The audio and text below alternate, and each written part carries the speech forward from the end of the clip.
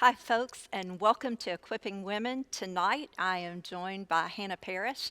Hannah is an active disciple maker here at Buck Run, and so I am so thrilled to be able to have her because not only does she you disciple in the girls' high school group here, and then you also disciple the people that are part of your community group. So she has a upfront seat to doing this, and it's just an incredible encouragement. So just got an arsenal of information that she's going to help us with. So let's just start with the very basic of it. What is discipleship? Okay, so this there are books and books written on what is discipleship. So I think a very simple answer is it's the grace-filled effort of growing to look like Christ. So um, when we become a believer, our lives are changed fundamentally by what Christ did for us. But we don't stay there. And so there's this act of sanctification that we are a part of, and it's the Lord working through those grace driven efforts. And so discipling is also normally walking with someone else or a group of people with that specific goal in mind. Could you mix the words mentoring and I think discipleship is the so. thing? Yeah. That mentoring's a little intimidating, the Yeah. word, and so Absolutely. sometimes we avoid that. But discipleship, it's a good biblical term. Sure. Yeah. It's what we all get to do, which moves us into the next one. Why is discipleship important? Yeah, it's I say. important because it's a command from the Lord. Um, we have that command right there in the Great Commission of go and make disciples of all nations. But sometimes I think we forget that that's not a new command. Go back to the Old Testament, you see in Deuteronomy 6 where he says to talk about the Lord as you're going along the way and when you raise up and when you lie down. We should be passing on this faith, and it's not a new command from the New Testament, but it is a specific command that the Lord tells us to do, is to make disciples. Yeah, that's great. And if you're part of Buck Run, it's our mission and value statement with proclaim, disciple, serve, Absolutely. and all of those things are incredibly important. So let's talk now specifically because we're going to be addressing women in these Sure. talks. But let's say, does every woman have the responsibility to be a discipler, to disciple somebody? I believe yes, because the Great Commission doesn't say once you do A, B, and C, then go. Get your life all together. Yes, it doesn't say this is only reserved for certain women and a certain position at church or life stage. It's a command for all disciples of Christ. But we do see specifically in the New Testament Paul's letters where he says in Titus that older women should disciple younger women. So we have that specific responsibility of taking younger women alongside and walking with them. And I think that is also can be a little intimidating too, because it says older women should, but my philosophy is you're always older than somebody. Right. So this is a two-way street relationship of I need to be pouring into someone younger than me, maybe not even younger physically, but Right. younger It's not your spiritually. amount of years, but Absolutely. your spiritual maturity. Absolutely. And so, unless you just got saved today Absolutely. and the news then you've got some maturity under your belt. And, Absolutely. like how long have you been a believer now? 16 years. 16 years. So, I mean, the amount that you've been able to glean in 16 years is significant. Yeah. As opposed to somebody who just came to know Christ. For sure. And they don't even know, where do I start? Yeah. What's it even look like? Absolutely. So it's not necessarily, I take that passage. I do think there is a portion of understanding that passage of older women, of maybe older generations making sure to pour into Absolutely. younger. But I think for our responsibility as women, I should be pouring into somebody younger than me.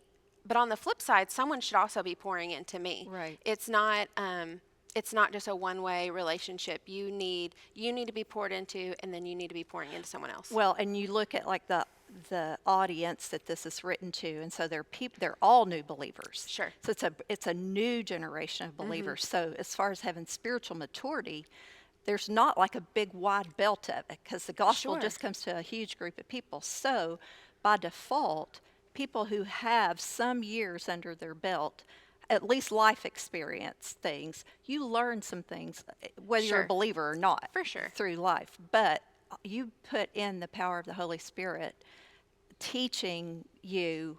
You sort of Yes. get on a speed track, I think, with Sure. that. And so so all women, you're saying, doesn't matter age or stage, basically. Absolutely. And I mean, this is equipping women, but we also see in that same passage the same command to men. So it's not like Right. this is just women have this responsibility. Men also have this responsibility in the within the body of believers. But I also think within your specific body of believers in your context, um, I like the imagery of having a nursery. When we have That's new great. babies born, we develop a nursery for them. We have a spot that has things specifically geared toward them to their learning level, and it stair steps up. We should do the same with people as they are becoming, they've become believers and they are growing. They are babies. I think it's First Corinthians that talks about that newborn milk, and then they're growing. We have to have I don't want to say a system, but we have to have something in place so that we care for the newborn Christians that have been given to our church. And we wouldn't just put a newborn baby out and be like, okay, Yeah, you're on your own. you're on your own, figure Just it go. out, I mean, because you legit have no, unless you were brought up in the Bible Belt and even for brought up in sure. church. If you come to know Christ as a teenager, Absolutely. or even as a young person, if you don't have parents who have brought you along, Absolutely. your skill set is not inbred. Absolutely. You really do need tutelage. For sure. And so sometimes I think we believe that once we become a believer, that everything will just work itself out. Right. And we never just drift toward holiness. And so we need those parameters around us. I grew up, my dad is a pastor. I grew up in the church from the time I was born. I became a believer at 16, and I still didn't know what it looked like to spend time in the Word. And Right. it's been in the 16 years of me knowing the Lord, it's taken different people in my life helping shape this, saying, maybe try this or try Right. this. And even though I grew up and had kind of that catalog of what was going on, but it was women intentionally coming alongside me and saying, I think you need to do this. Right, and it's not like a set plan that one For sure. plan fits all. Yes. So you really do need somebody to come along and go, there's a fly bothering us. So we're just saying, if we're doing this weird stuff, this is what it is. What it is. Okay, this is real. This is real life TV. No, so yeah, you need. It was funny, like when I married Herschel and I married into the ministry, but I wasn't a believer even when I married Herschel. I quickly became one afterwards. Yeah. I thought I was, Yeah. but I knew nothing. Yeah. I knew nothing. And so I had just some precious women in our church that I sat under and would teach me. And interestingly enough, it was as simple as they would teach me, and then I could go teach somebody exactly what they just taught me. And I go, oh, what I just learned from Esther Gilpin was this. And Yes. then so, here he's the youth pastor, so I Yeah. could just channel it right down. Sure. And that cycle's so beautiful. People poured into you, did Yeah. that, and that's what you're doing with your community group gals and your other ladies that are doing it. All right, so how do we fulfill this call then? Sure. What's it going to look like to make disciples? How do we fulfill it? For sure. So I think, and I don't know if this is specifically an American trend, but we have this like autonomous belief that we're on our own. It's just me and God.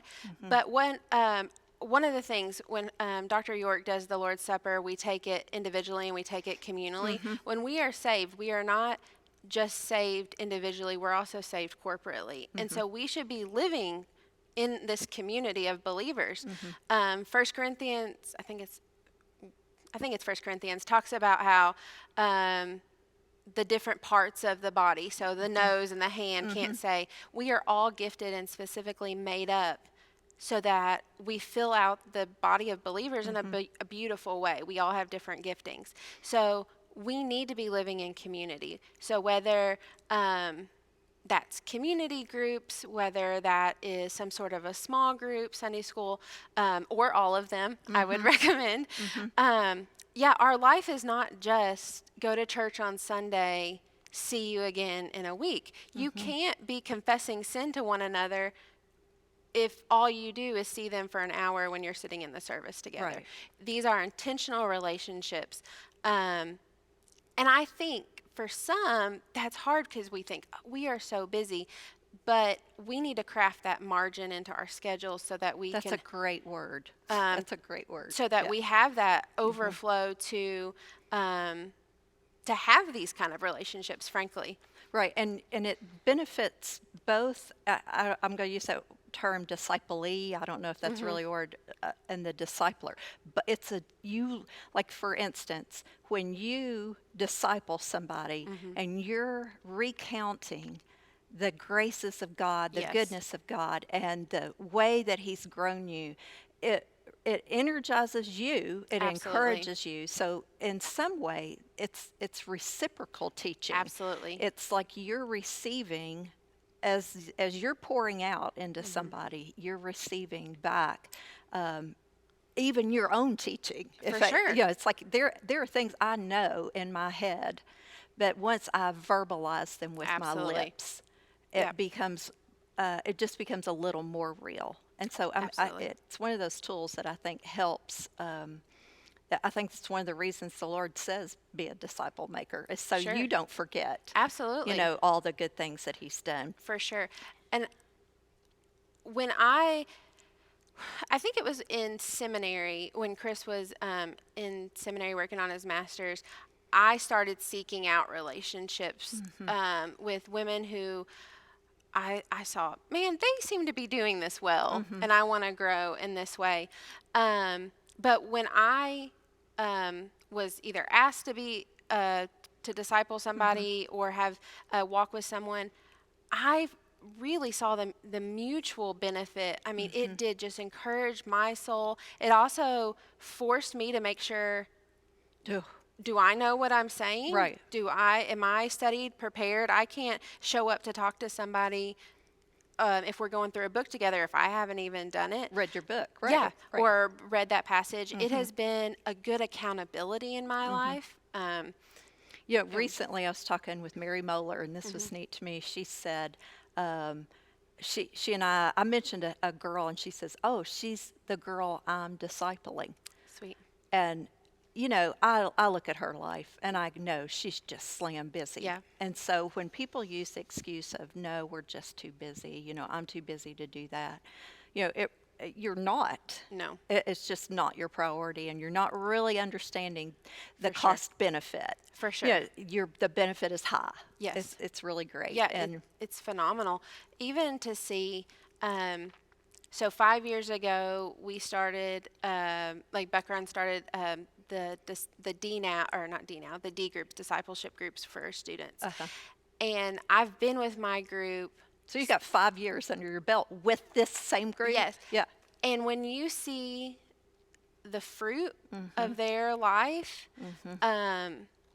it's not necessarily encouraging of like, oh, look what I've done, because that is not the case at No, all. but just being able to, the Lord allowing you to Yeah. see that growth and allowing you to have a front row to what He's doing Right. is so encouraging to my soul. And just thinking like, yeah, if He's doing it for them, He's going to do it for me too. Right. Right. And yeah, it's a mutually beneficial relationship, and it's also not a relationship where someone is the project. That when Because we're all projects. absolutely, Yeah. yeah, we all have our things. We're all Just because this might not be a struggle doesn't mean you don't have That's a right. struggle elsewhere. People aren't projects. This isn't.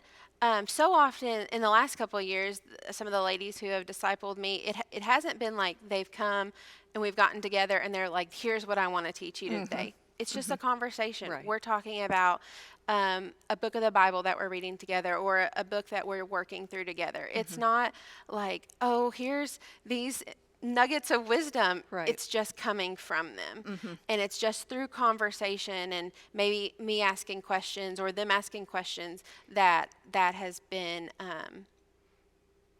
that it's developed. But I've never felt like a project, and I think that's incredibly important, that when discipleship is not, oh, I want to fix this person because we can't. It's the Lord working through our life.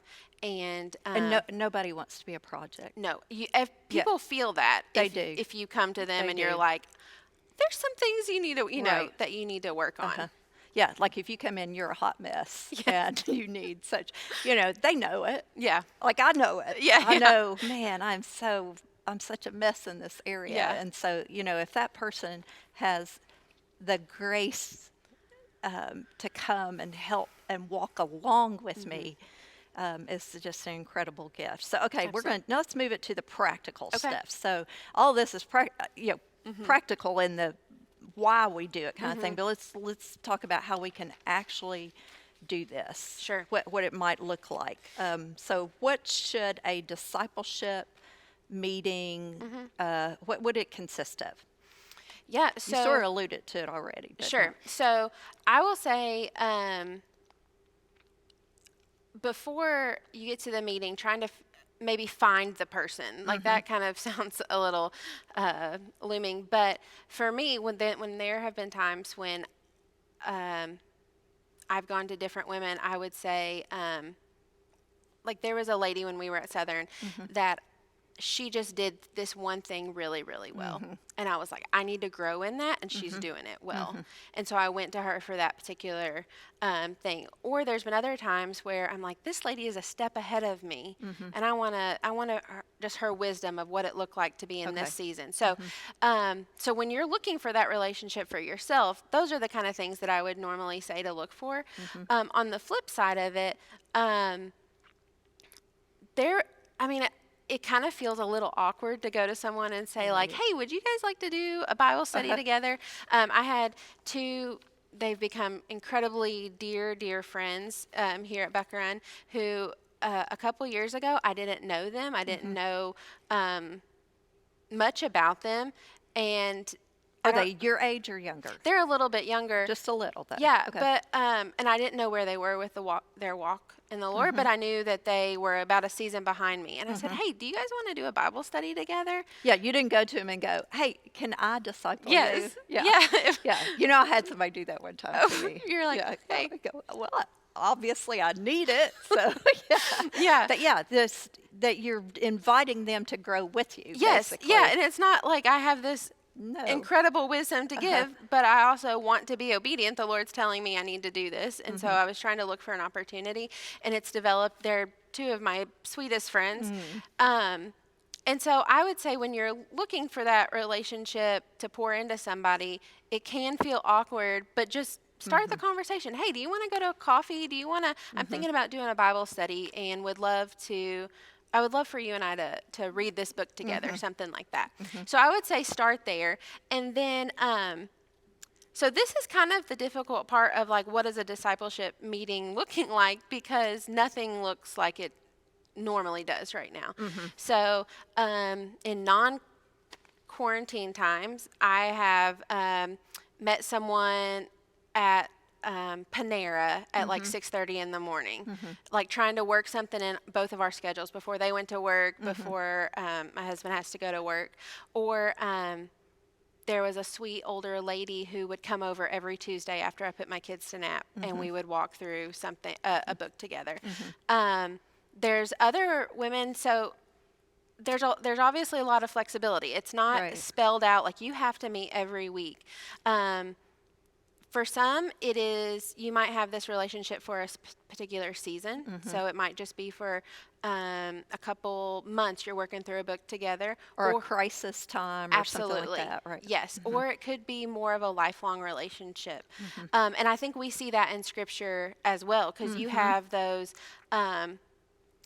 like Timothy and Paul. That was obviously a lifelong relationship. I love the story. I think it's Apollos and Priscilla and Aquila, who they took him aside. Like he's this up and coming preacher, Right. and they took him aside. And he knew stuff really well. He just didn't know it fully. Yes, and it and the said part they did know. they Yeah. explained it Yeah. like to him. Like Yeah. that was obviously just for a season. Yeah. So we see that in scripture. We see Mary Yeah. and Elizabeth are together just for a season. You see Ruth and Naomi. You see these pouring in relationships, and they can be different. So so yeah, whatever works for your schedule, I say do it. So I typically like to either work through a book of the Bible together or work through an actual book together.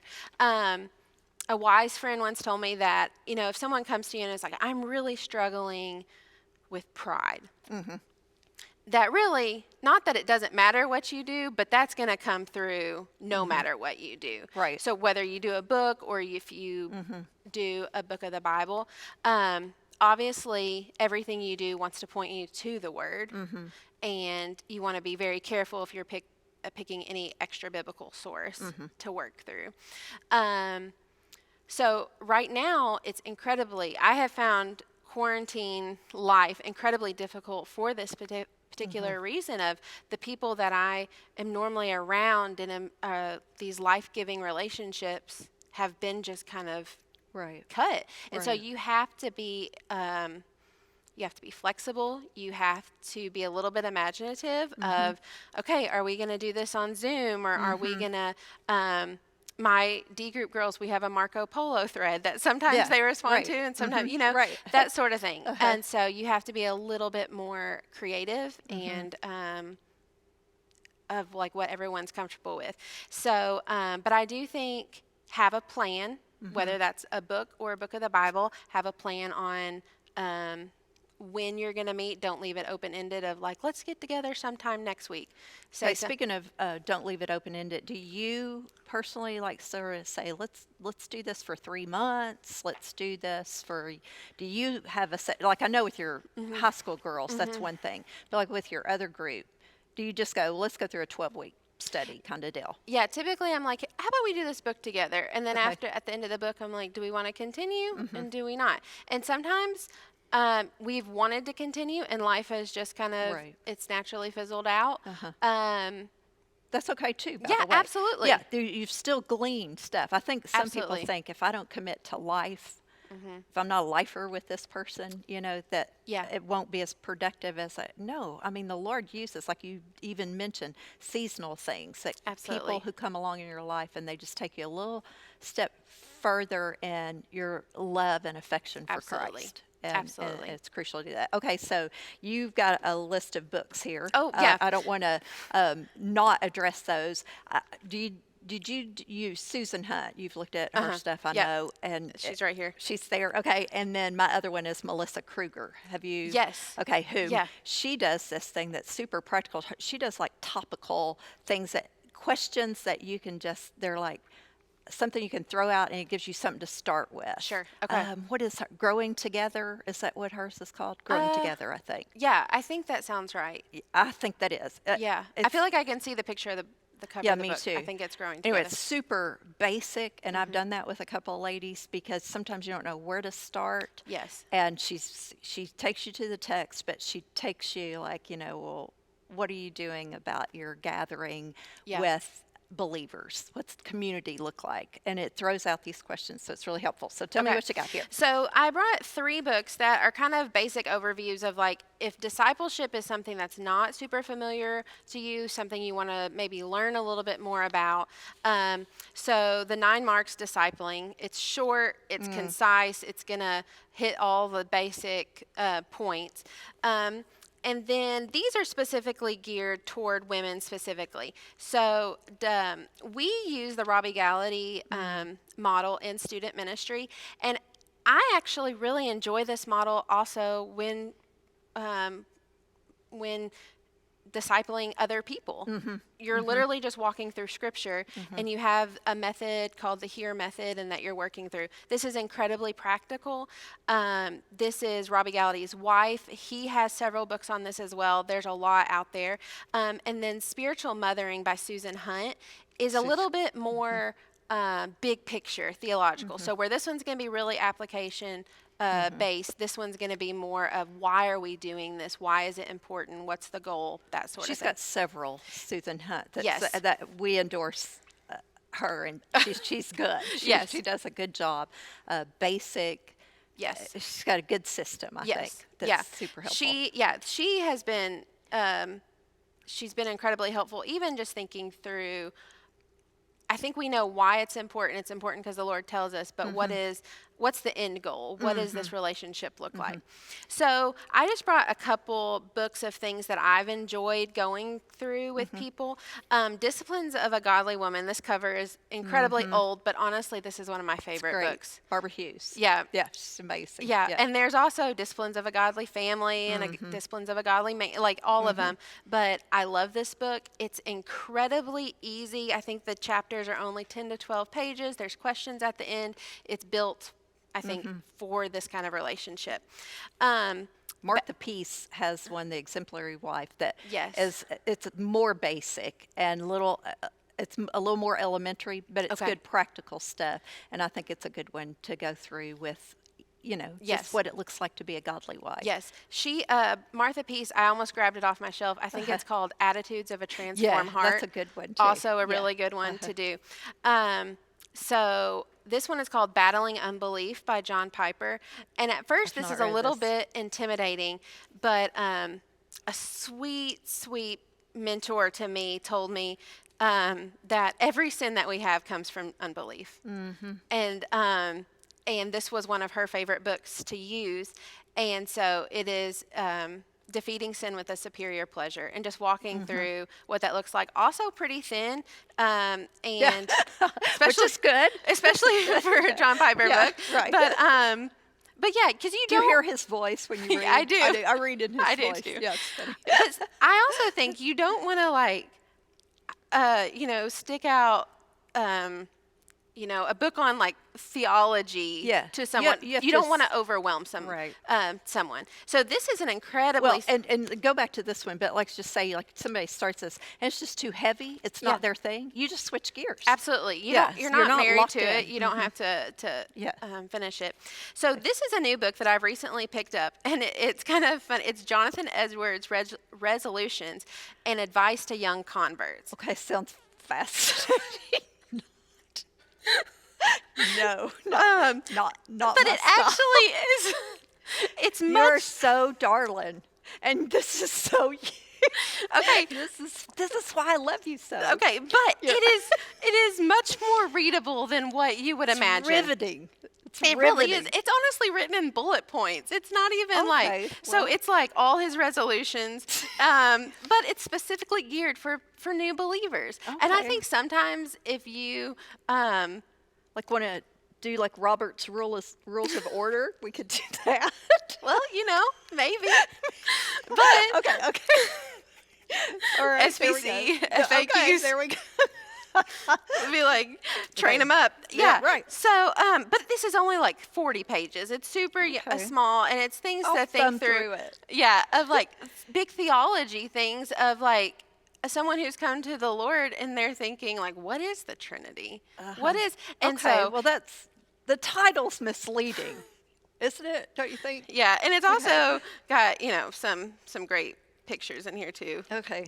All those type right. things. Okay. But if you're interested, but there's also a lot of other great books. Like these are just some that I enjoy and I think are great. But honestly, you could read a great spiritual biography of like Susanna Wesley or something like that, and you could glean so much. Amy Carmichael. Absolutely. Elizabeth Elliot. You can go through all of Absolutely. them. You could do so many different Jim things. Elliot. Yes. Yeah, it doesn't have to be women. Yeah. Absolutely. But my only thing was to make sure that it's grounded in the word and that it focuses back to the word. Okay, so I'm going to put her on the spot here Okay. because, first of all, she's very well read, and she's got a good resource brain for these kinds of things. Hannah would be happy if any of you all have any kind of questions of like a way she can steer you. She would love to sort of go, oh, try this. I know Yep. you well enough that Yep. you could just like rattle them Yep.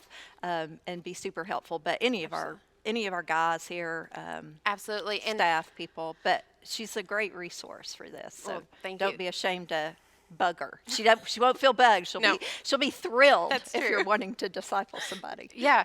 And honestly, I think the bigger question should just be getting started. Okay. Like, don't get hung up on what you're going to do. Just do it. Just do it. And if it's clunky and it doesn't work, okay, then try something new. Okay, I like your bullet points, and let's close out with those. Okay. Like, what action steps, if where do you recommend somebody start? And you just said, I've heard you do this before, where you just give the bullet points, like the pray, and then you go down through that list. I love that. Okay. That's really helpful. Absolutely. So first, you want to pray and ask for the Spirit's leading to the right person, to the right study, all of those type of things. Pray and seek what the Lord would want you to do, rather than just jumping in and doing it. Next would be intentional and take initiative. If you are not living in community already, if you're not in a community group or in some sort of a community relationship, it's going to be hard for you to find a person. And so I would say be intentional about relationship making, and then be intentional and take initiative of just stepping up and asking and just doing it. And it's going to be awkward and it's going to feel weird, but you just have to do it. The Lord tells us Right. that But it to only make feels disciples. like, in my experience, it only feels awkward like maybe the first 2 times. For sure. And you sort of got like, you're trying to go through your list, or you're trying to do your thing, and then all of a sudden it just gets this beautiful rhythm. Absolutely. And it's like fly fishing. Once you get in it, it's just just the rhythm of it's just it's a thing a beauty to behold. Okay, For so sure. keep going. So. Yeah, and so if you look around and you say, man, this is just too much, I don't have time to take this on, then I would say your next step would be to take inventory of your life. What is non-essential? What maybe good thing do you need to cut out for the better thing? And it may not be forever, but maybe for this moment, you need to whittle down to what your core important things are to do. Well, like I do FaceTime with somebody right now, and that was even before, because they don't live in the same place I live. Sure. And so, in 1 hour, if I just budget out in 1 week, 1 Yes. hour a week, man, what I find out is usually we go just a little bit over, even though I really work hard not to go over. Yeah. That hour I would have wasted. Oh, on, yeah. You sit looking through your phone and all sure. that stuff. I mean, it takes you to darker places where this takes you to light. Absolutely. And And, it is a life-giving It is. relationship. It is. Yeah, I've never regretted the time I've made for someone to pour into me, or the flip side of that. And so then I think my last thing would be to ask and just keep asking. This isn't something where Keep asking the same person, or keep asking until you find somebody? till you find somebody, Okay. but even there have times, like in our church right now, I have several women who I frequently will go to. And it's not like we necessarily meet. Oh, that was my phone. Oh, Sorry. It is not like for some we meet every week, but for some I go to them for a specific, like this person is incredibly a great mom, and I just want to know. So I might go to them. So it's not something where you've done it once and you're done. Right. No, just it's a way of Yeah. life. It's something that you're going to do hopefully for the rest of your life, and there might be people that you walk with that entire time, but then there might be new people that come along the way. So ask and then just keep asking. Some relationships are going to fizzle out. They might move. The Lord might close that door. Okay. Yeah. Go on to Right. not go on to someone No, else, but look for another opportunity. Right. Well, Hannah, you're so encouraging. You're helpful. Thank you so much for joining us. We appreciate her so much doing this. Ladies, why we do this is not just because we want to give you some new information and tools to do it. It's not simply that, but it really is both of our hearts, and especially I know Hannah's heart in this, that it's an encouragement to get you to do this, not just to know that it's something you need to do, and to give you here's some books you've got to do, but there's something in it that will actually encourage you. And so, again, reach out to Hannah. She's happy to help you. You can send her an email, a text, whatever. Catch her. You know, it's hard catching her at church right now because of, we're masked up and all that kind of stuff. But she's a proven disciple maker. I've seen the fruit of your ministry, and it's precious and it's beautiful, and it's good news. Yeah. It's good news that keeps going. So thank you all for joining us, and we'll look forward to seeing you again the next time on Equipping Women. Bye.